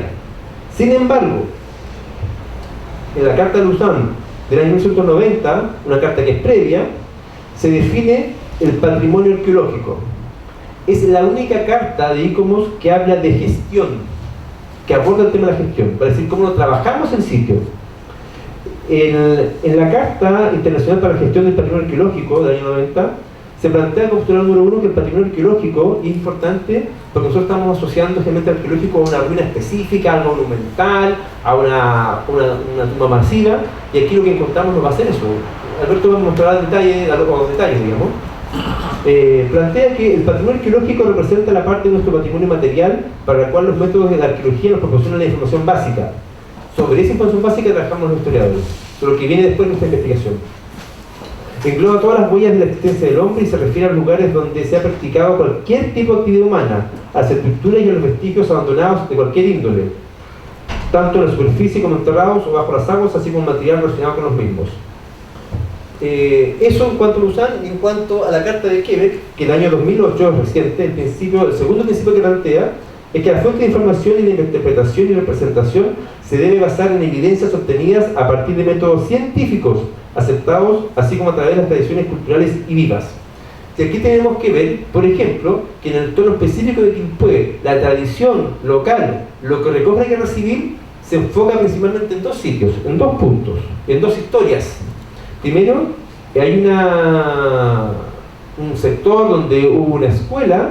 Previamente ahí se comenta que hubo una fonda donde pasaron una chingana, donde pasaron el ejército congresista, los balmaceristas que venían replegándose, una gran fiesta, o arrancando, o ahí le pasaron chancho, que alojaron, digamos, por cuartel, todo tipo de excesos, y después se construye en ese lugar una escuela. Y al parecer a los alumnos de la escuela todo el mundo admitía esto como parte de la historia de la escuela.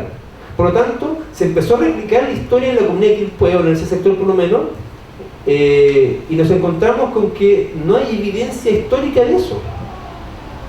Perfectamente puede ser un mito urbano.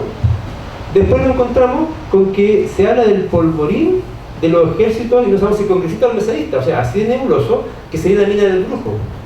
Una mina, la cueva del Brujo, que en realidad es una mina abandonada. O sea, todo nebuloso. Y es una mina húmeda, se dejó atajar por eso. Por lo tanto, para lo que menos serviría es para polvorín. Y sin embargo, se insiste, cada vez que alguien va a la cueva del Brujo y se da cuenta que encontramos una mina, se transmite la historia del polvorín, de lo cual nuevamente no tenemos registro histórico. Puede que en ese caso sí los existan, pero no los conocemos. Perfectamente cae la posibilidad del mito. Por eso es importante relacionarnos en base a elementos específicos y acreditados, como Alberto lo señala acá. Hagámoslo.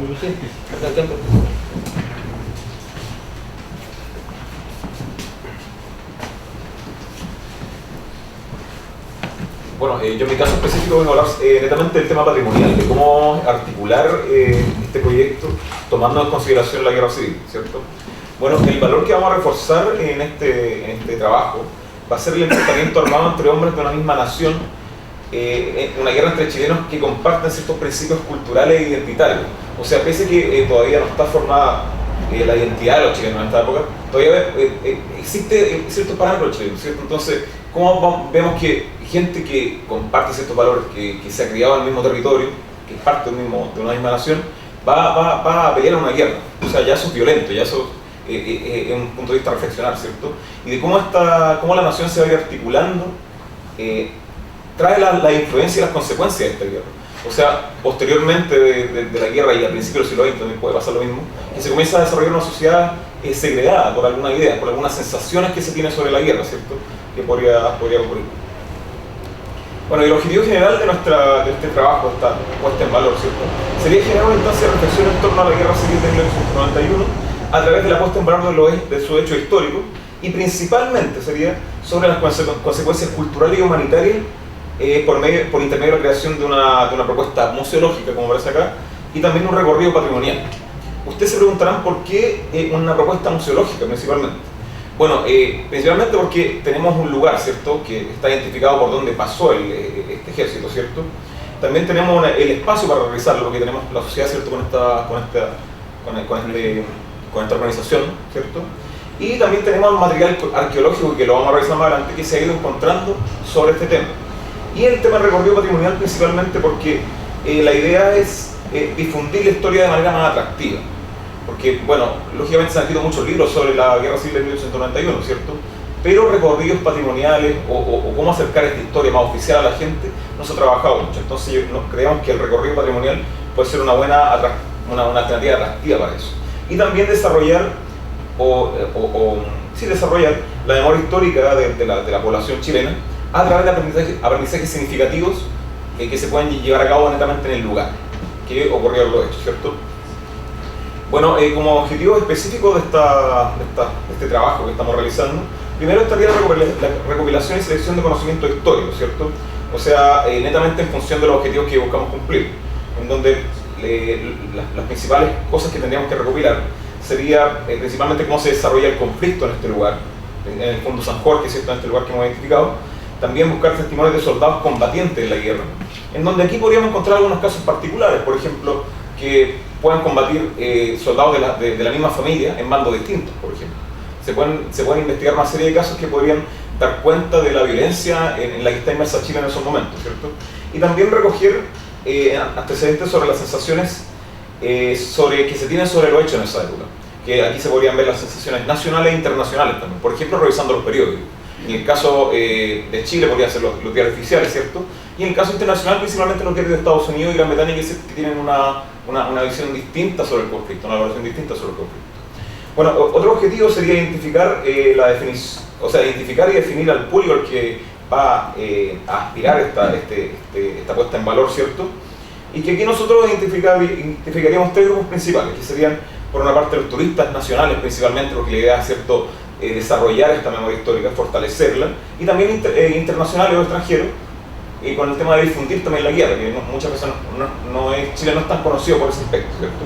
También incorporar como público a los colegios del sector y también de la región, y vinculando a los colegios y a este hecho histórico con los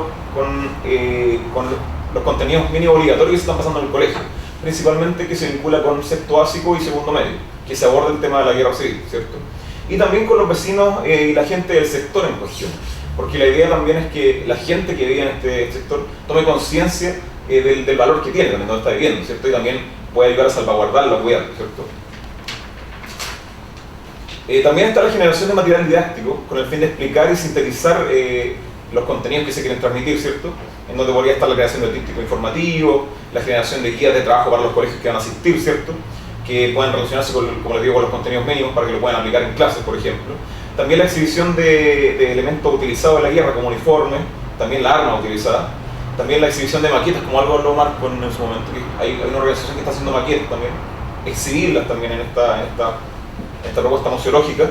También presentar, si es posible, más adelante, ¿por qué no una recreación de la guerra? Tenemos un grupo que está también incorporado en eso. Y también presentar gigantografías con imágenes de la guerra, con las imágenes que están en el archivo, ¿cierto?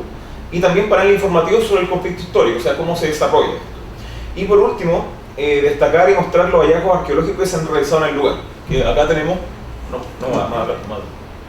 ahí sí, que serían estas cosas que tenemos acá, que serían, aparece un botón acá, que es un botón del uniforme del uniforme de guerra. Y también estaría una vaina de balas, ¿cierto? También se han encontrado varias cosas más. Bueno, también hay, hablando con la gente que ha encontrado estas cosas, que la misma gente, los dueños del fondo de San Jorge, que han encontrado estas cosas después de las temporadas de lluvia, porque el territorio se va erosionando, ¿cierto? Y va haciendo emerger ciertos elementos que están en la superficie. También han encontrado bayonetas, han encontrado culatas de la arma, y también han encontrado medallas, medallas y monedas también en este sector. Entonces la idea también es mostrar a las personas las cosas que se han encontrado en este sector. Y por último, iremos al tema de fondo, y aquí con esto terminamos, que sería la propuesta museológica, la cual estaría basada metodológicamente, principalmente en las cartas que mostró Marcos sobre el ICOMO, ¿cierto?, que es este Consejo Internacional de los Monumentos y los Sitios, de cómo trabajar esto, y también el enfoque que existe en Chile sobre los museos de la memoria y los derechos humanos, de cómo a través de un hecho histórico se pueden reforzar ciertas cosas problemáticas que hay en la población. Por ejemplo, cómo es los conflictos históricos van desarrollando dos bandos muchas veces en la sociedad, creando división al interior de la nación, ¿cierto? Y también esta propuesta museológica se compone de dos elementos, que sería la aplicación en el aire libre, o sea, en el sitio por donde ha pasado este ejército, las mismas trincheras que se podrían ir encontrando, y también al interior de la instalación de esta organización del Parque Naturalia, ¿cierto? Que ahí, por ejemplo, se podrían poner las gigantografías y estas cosas. Y por último estaría la creación de la ruta patrimonial, que transitaría principalmente en el lugar que han ocurrido los hechos, y los hallazgos, y también en el lugar donde se han encontrado ciertas cosas, ¿cierto? Y esta consistiría principalmente en generar un recorrido que tenga 3 hitos patrimoniales, que lo estamos desarrollando todavía, porque como dijo Marco en su momento, bueno, lo tenemos bien claro en realidad, un proyecto que se está desarrollando, todavía no tiene una fecha de aplicación todavía. Y también estaría la creación de un guión para hacer este recorrido, ¿cierto? Con el fin de unificar los contenidos que se van a desarrollar en este trabajo, y también aunar cierto enfoque, o sea, qué se va a trabajar sobre el contenido, que principalmente sería el tema de la valoración del conflicto como violencia, ¿cierto? Con las consecuencias humanas y culturales de la guerra. Y con esto terminamos. Yo creo que sería eso, es un proyecto que está en desarrollo y tiene un valor importante porque, como les digo, es aterrizar esta historia más oficial, esta historia más teórica a la gente, o sea, mostrar a la gente no desde el punto de vista del Estado, no una visión estatal, sino que una visión un poco más crítica sobre la guerra de 1891. Recordando que la historia no solamente está en los libros, sino que también está en lugares, está en las esquinas, está en las ciudades. Así que eso sería. Muchas gracias.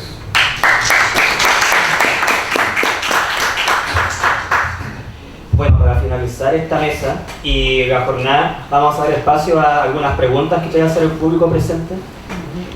Oye, interesante el tema de la apuesta del tema del museo, pero me interesa a mí, no soy ingeniero, pero me interesa a mí ver un poco cómo financian este tema de inversión, la gestión que van a hacer, cómo se va a desarrollar, cómo va a crecer el museo, porque no son solamente estas piezas que han encontrado, sino que pueden encontrar muchas más con una metodología arqueológica. ¿Cómo lo van a hacer? ¿Están buscando fondos? ¿Qué es? Sí, tenemos la experiencia previa. Cambiamos. ¿O se puede sacar el...? Sí, se puede sacar. Ah, ya, perfecto. Tenemos la experiencia previa del Fondar 2010 que financió la excavación arqueológica. Ganamos además un fondo del gobierno regional para la difusión del tema, y hay 2 fondos más que han apoyado esa difusión. El proyecto de la ruta de Cartacita, como así empezó el patrimonio arqueológico, fue autogestionado. Hay una familia que tiene el comodato del terreno, ahora están arriendo, ellos sostienen. Se acaba de crear este año una ONG para recabar fondos para eso incluso, y existe una línea de difusión patrimonial dentro del Fondar. Así que está además el tema del gobierno regional, y lo otro que hacer claro, esto no es un museo como institución, es un museo de sitio, vale decir, se mantiene el lugar y se plantean 2 alternativas, o bien un punto interpretativo, que es la explicación muy modesta de lo que pasó ahí, que orienta a la gente, o un centro de interpretación que ya es más complejo. Ahora, esto no es un museo, sin embargo, un museo de sitio condiciona, por ejemplo, o tiene dentro de su oferta museográfica, museológica, tiene una colección de elementos que fueron encontrados en la excavación arqueológica científica que se hizo con 6 arqueólogos, y eso es parte o está bajo resguardo del Museo FONC, que sí es museo, institución con reconocimiento de los internacionales, y ellos en comodato tienen las piezas ahí cuando se exhiben y después vuelven al museo. Hay una supervisión técnica, científica, rigurosa de lo que se encuentra. Hay que evitar el comercio de piezas arqueológicas, es peligroso eso, lo que mostramos al principio. Entonces hay una línea que primero se basa en la autogestión, en querer hacer esto. Lo segundo es para la infraestructura, para la puesta en valor, como patrimonio hay líneas. Para lo arqueológico hay otra línea que explicaba recién, que la del Fondar, y además, desde el punto de vista de la historia, que es nuestra parte, lo que nosotros haremos para esto diferenciado que arqueológico. Se puede seguir investigando, pero sobre esto ahora empieza la investigación histórica. Y eso lo vemos mediante las alternativas que tenemos los historiadores, que son diversas, digamos. Claro que son menos que las otras en cuanto a económicas, pero también existen. ¿Alguna otra pregunta que se quiera hacer? Profesor, pura investigación en los procesos que usted realizó, digamos, a través del siglo XIX. Y usted explica que la nacionalidad, entiendo yo, está hecha en Chile a través del Estado, junto al Estado, a la formación del Estado, digamos, como institución coercitiva, y todo lo que el corolario. Ahora, ¿Nacionalidad e identidad? ¿ah? ¿Nacionalidad e identidad?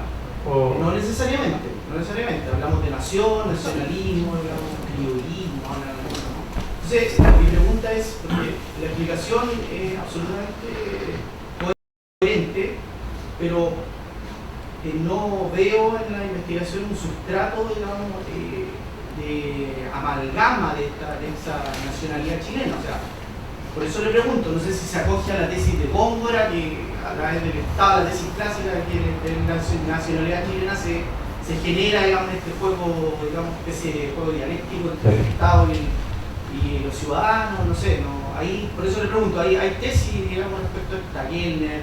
De hecho, la identidad, la línea de creación de identidad, estilo Góngora, estilo Palacio, estilo Jorge Larraín, un sociólogo también muy contemporáneo,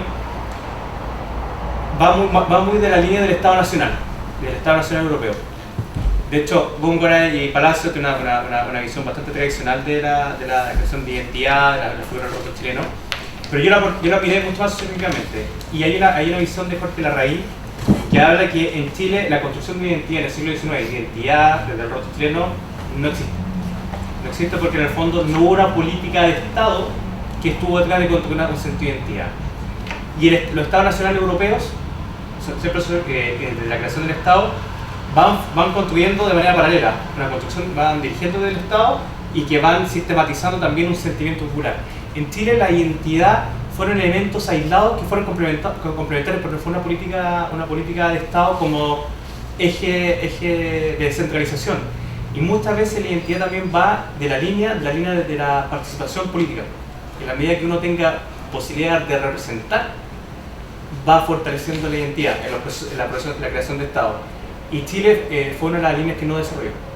Y entonces, ¿cuál sería la amalgama o digamos el sustrato? Que en el fondo hablamos de dos Chiles, un Chile oligárquico, digamos, que tiene un Estado perfectamente ordenado, que crea una suerte de nacionalidad de élite, digamos, y tenemos el otro Chile que simplemente uno ve. Claro, sin entrar en nacionalidad, en la tesis de la construcción del Estado siempre se habla como hay que siempre hay cuatro poderes que generan una amalgama. El del Estado propiamente tal, el Estado europeo, la tesis de Ferguson, la tesis de Tilly o incluso de Centeno. Poder político, poder administrativo, poder militar y poder y representación. Por eso la tesis de Chile es que si bien Chile se acerca al modelo europeo, no es, en el caso del modelo latinoamericano, ninguno de los cuatro grandes desarrollos se desarrolló, salvo el militar. Era un poder eminentemente militares. En el caso chileno, esa amalgama estuvo muy fortalecida en poder político y militar, independiente de la élite que esté detrás de esa administración, pero desde la representatividad y la economía está desacoplada. Entonces, en el fondo, la amalgama fue centralización política, centralización militar, una muy buena amalgama, y con destellos de representatividad, destellos de administración económica, porque finalmente no lograron generar esa amalgama como el modelo clásico europeo. Si yo lo comparo, pero en el fondo esta sociología comparada histórica, mira el modelo europeo, que tiene las cuatro, al mismo proceso de tiempo, el latinoamericano, que tiene solamente poder militar, y el chileno que generaba esa particularidad. Pero el elemento de identidad y el análisis fue dejado como, y de hecho, por la misma construcción del Estado, no era un gran gatillador del desarrollo del Estado, y de hecho también lo terminó siendo una debilidad del propio mismo. Pues una pregunta sobre esto mismo en realidad, usted citó a Charles Tilly, él plantea la consolidación, el éxito del modelo Estado Nacional en virtud fundamental de dos cosas. Primero, la parte de coerción y la acumulación de capital, que es lo que usted abordó claramente en su tesis. La duda, lo que usted lo ve como la patita que falta, digamos, y que parece que en el caso de Chile sí fue distinto, o por lo menos fue más exitoso, sería la adhesión popular a ese modelo. Y usted explicó, por ejemplo, y en eso hay concepto historiográfico, de que los batallos cívicos y todas las formas de incorporar a la comunidad, aunque les dieran votos que no ejercían, digamos, o que no haya libertad para hacerlo, de algún modo fue integrando grupos sociales a la identidad de lo que era el Estado. ¿Podría ser? Exacto, pero no era una gran política de Estado que está detrás de la élite, independiente de la élite, no era política de Estado, sino que se fue generando producto de las propias guerras, tanto internas como externas. Eso fue ¿Alguna otra pregunta que se desea hacer a los académicos? No solamente al profesor Mellado, si pudiera contextualizar un poco para formar la idea de su libro, cuánto tiempo le tomó, cómo se documentó, implica porque hay que leerlo como novela. Yo lo he visto en librería su libro y lo voy a comprar, No creo que esté, se acabó. pero ahora alguna nueva edición. No, pero eso lo voy a atender. Lo que Como escritor y como llevarlo a un contexto de intervención público, como están saliendo ahora diferentes modelos de libros, cómo su experiencia y cómo recabó la historia misma, digamos, para transformarla y plasmarla en un lenguaje que fuese comunicado y aceptado por la mayoría de los que vamos a leer. ¿Cómo fue esa construcción de ese libro? El proceso composicional, no sé, ¿se escucha? ¿Se escucha?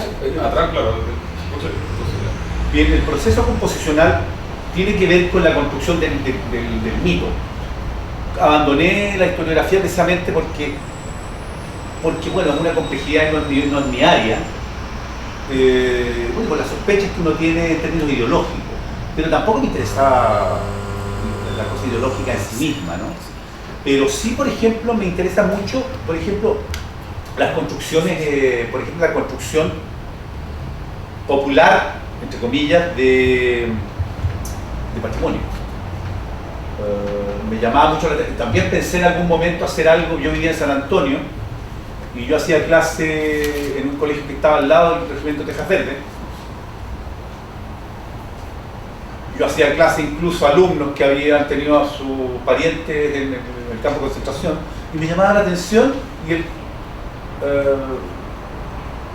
¿por qué no patrimonializamos? Bueno, cosa que alguna vez hizo después Derechos Humanos, un equipo de Derechos Humanos, pero eso estaba total y absolutamente negado. Yo quise hacerlo, después me lateó, no me lateó.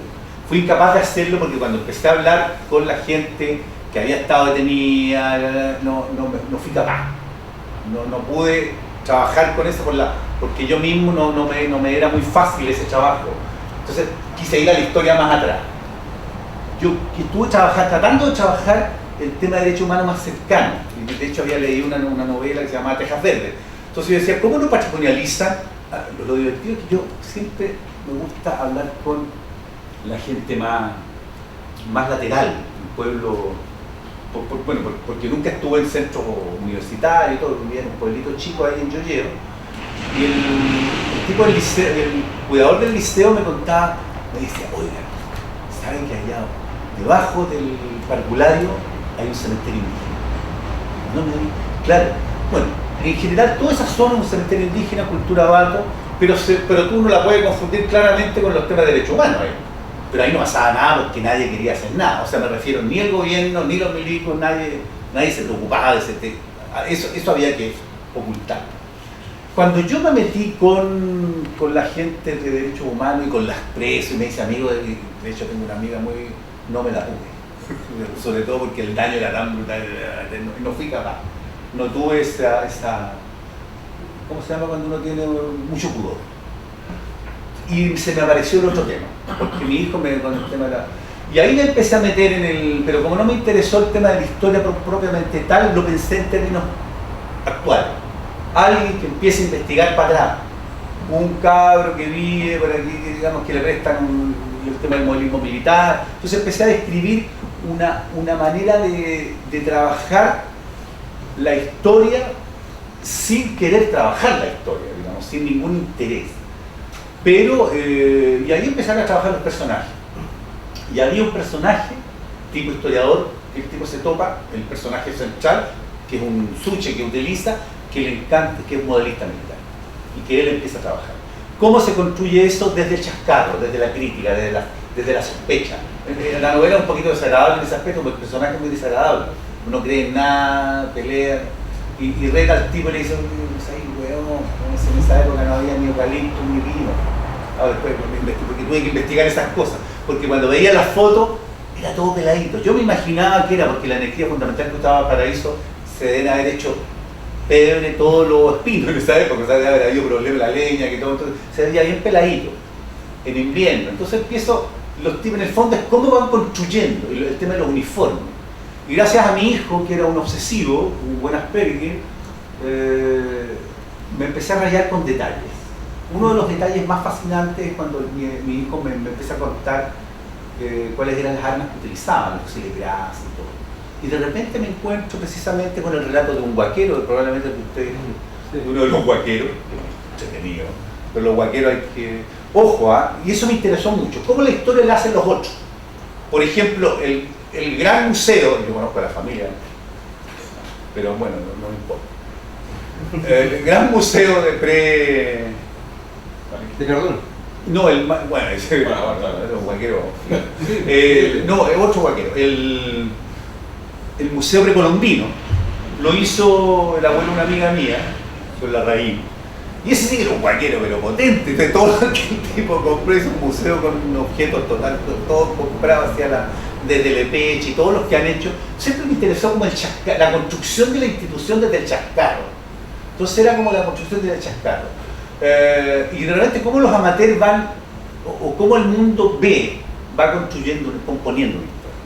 Por ejemplo, encontré una historia fascinante, por ejemplo, el señor Esquegia de la librería Esquegia. El del diario. ¿Ah? El del diario. El del diario, Sí, ¿cuál de?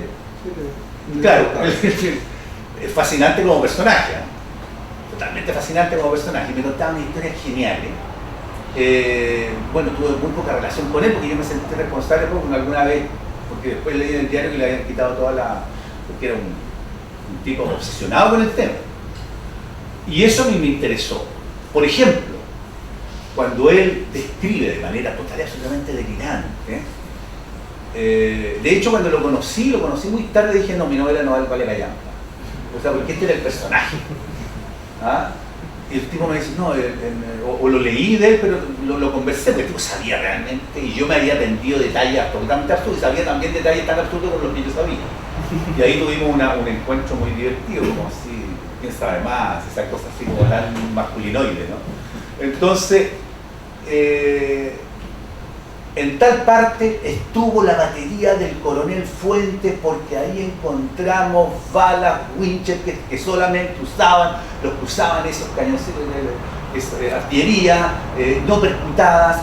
Le sacamos el ápice y adentro encontramos, como en esa época había problemas, los gobiernistas tenían problemas de armas, el tipo encuentra adentro de la vainilla, como tenían que taponear con estopa la pólvora, no tenían estopa, lo taponeaban con papel. ¿Qué encontraron? Un papel de diario. ¿Qué diario?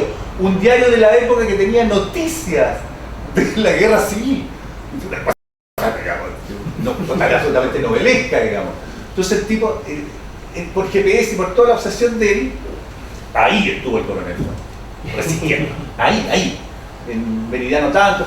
Esas cosas, un historiador no va a hacer eso, digamos, solamente lo hace un obsesivo. Entonces, esas cosas eran fascinantes. Descubrir que en Concord dije, ¿cómo no había un escritor aquí? Había uno. Era, bueno, obviamente había cantores populares y todo, pero había un escritor de verdad, digamos, institucional, canónico, el Barro Luque, el de la Casa Grande, ¿no? Barro Luque, sí. No, Barro... Luco. Sí, Luco, no es sí, Barro Luque, es Luco. El de la cuestión social. Claro. El de la cuestión social, claro. Él participó pero en Concón y fue herido. Y de hecho hay un cuento que narra cómo cruzan la Concagua, ¿no? Esas cosas, y por supuesto el recorrido, cómo se fueron las tropas. Por ejemplo, me encantó la escena relatada donde Balmaceda quiere ir a dirigir la batalla. Y llega hasta Quillota nomás, por un 80, ¿no? El tipo quiere ir él a dirigir la batalla, porque no confía en su gente, digamos. Y esa desconfianza en el poder militar es histórica. Acuérdense lo que pasó con Sotomayor, digamos, cuando él tiene que ir a dirigir, la guerra se gana con logística, no al estilo de Baquedano, vamos para adelante nomás. Y después la participación de Baquedano en la pseudo solución del conflicto, porque él lo pone como eje, un tipo que prácticamente no habla. Nadie nunca le escuchó palabras, o sea, una cosa bien extraña. Entonces esas cosas eran divertidas en el sentido que me hicieron construir a partir de retazos inverosímiles o verosímiles cómo fue la batalla. Y los míos de repente me sentía entretenido. De repente una vez yo había, por casualidad me topé con Somerville, o sea, una entrevista al Somerville, y el Somerville cuenta que él está casado con una nieta o bisnieta del general Orosimo Barbosa. Y una vez, y ahí es donde yo lo vi en la calle y dije, me encantaría conversar con él y preguntarle para conversar. Y no fui capaz de hacerlo por obediento, o sea, porque, por una cuestión de clase que yo mismo me impuse, ¿cachai? Yo creo que el tipo de una vez lo vi en la calle, estaba en el centro con un abrigo maravilloso, con converso con este tipo. Después descubro que, ustedes saben que como Juan Francisco González pintó a Prat y lo conoció, el creador de la pintura moderna chilena, y conoció a Prat, pero también pintó a Barbosa, eran amigos de Barbosa, eran de la misma zona. Y hay una pintura, un cuadro de Barbosa que se conserva. Y eso me interesó también desde el punto de vista de la plástica, desde el punto de vista del arte, cómo un artista va para allá y no quiere convertirse en pintor de batalla. Se supone que él bosqueja, nunca se encontraron los bosquejos de la batalla, porque va al otro día. Yo supongo porque él vivía en la casa de Eloy, todas esas cosas me las aprendí. Eloy Temístocles que Escravide, que es el primer corresponsal de guerra chileno, que estaba en el otro bando y que viene del norte con las tropas. Entonces yo creo, me imagino que tiene que haber estado controlado, tal vez no, pero el tipo va al otro día de la batalla. Y bueno, se encuentra con la carnicería y está, me imagino que todo apilándolo y enterrándolo y quemándolo. Y él algo tiene que haber bosquejado. Se supone, según los relatos, algo hace. No están. Pero en el fondo, como el arte chileno, y ahí lo conversaba yo con mi hermana que es obsesionada por la historia del arte chileno, cómo el tipo opta por la modernidad y se va a Europa después y nunca, casi ni habla del tema, nunca más. Y él prefiere convertirse en un pintor impresionista. O sea, en vez de ser el Goya de los fusilamientos de Mayo, prefiere... No, es que también es muy chileno, es interesante lo que no hizo. O sea, a veces, y en literatura nosotros aprendemos que a veces es re interesante lo que no se dice, que está, y lo que se dice. Entonces hay muchas cosas que tienen que ver con esa construcción de falsa identidad, de mentiras verdaderas, o sea, una cuestión que es construcción de relato. ¿Cómo se construye el relato? ¿Quién hace bien el relato? ¿Quién construye bien el relato? Y me emocionó, entre comillas, porque yo no creo en esas cosas, pero por lo menos me sentí empatía con vecinos interesados en la batalla. Y hablé con varios vecinos de Placilla, interesados en el tema, que me pareció válido en ese aspecto. Y también las disputas que tenían internas, todo el tema de las disputas. El señor Esqueje, yo creo que se sentía un poco dueño de la batalla, conocí al señor Salgado, que también más, y hacen una representación en los 28 de agosto que son re extrañas, digamos, ¿no?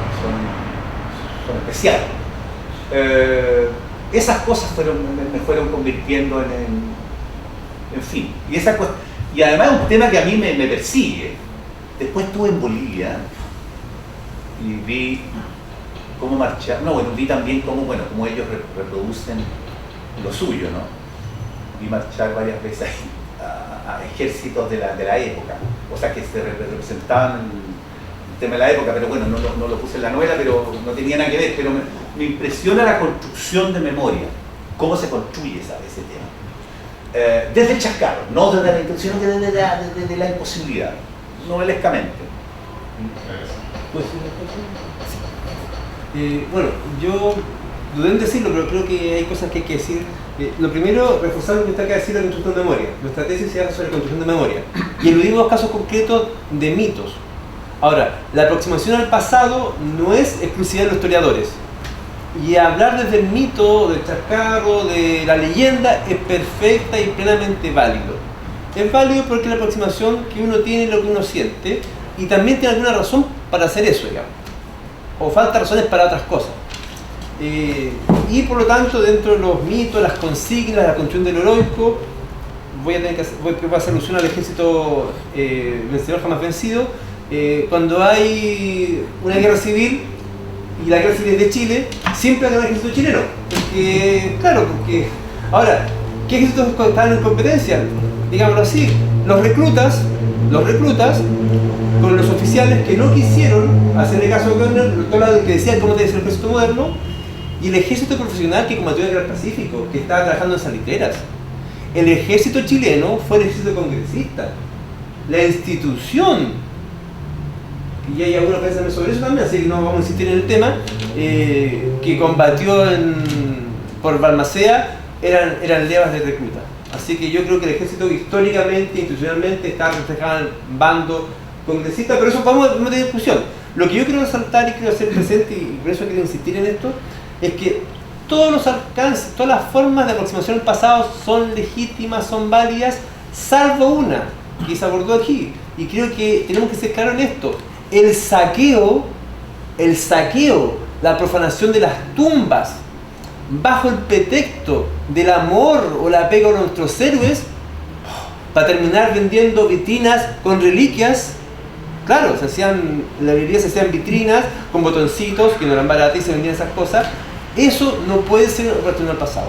Yo entiendo que personas desde la no ignorancia, la falta de rigor académico o el desconocimiento de las normas legales hayan comprado esas cositas y les interese, y lo para ellos son reliquias, porque realmente son reliquias, efectivamente. El tema es cómo explotamos comercialmente. En la página ladebrasilla.cl, que es muy buena en muchos sentidos, lamentablemente José Porciao volvió a subir los videos donde él saquea tumbas y muestra esos videos. Incluso baja las coordenadas para que la gente pueda ir a saquear tumbas también. Eso no puede ser. Ahora, lo malo es que sacó las fuentes tan buenas que tenía, que había cosas muy valiosas en esa página, claro, pero la sacó. Él tenía la descripción, por ejemplo, de un teniente que estuvo a cargo de las masacres, de las matanzas después de la batalla. Cuando pasaban las listas negras y la gente no daba su nombre y venía un vecino o un amigo o un familiar a reconocer en las filas el que había negado su nombre para matarlo ahí mismo. O bien sacar secciones completas, como no había cómo alimentarlas, las hacían hacer una zanja para los muertos y después los mataban a ellos. Y todo eso se escribe en primera persona porque estuvo a cargo de eso. Entonces yo creo que hay muchas formas de entender el pasado, muchas formas de aproximación, son todas válidas. La historia es una más de esas.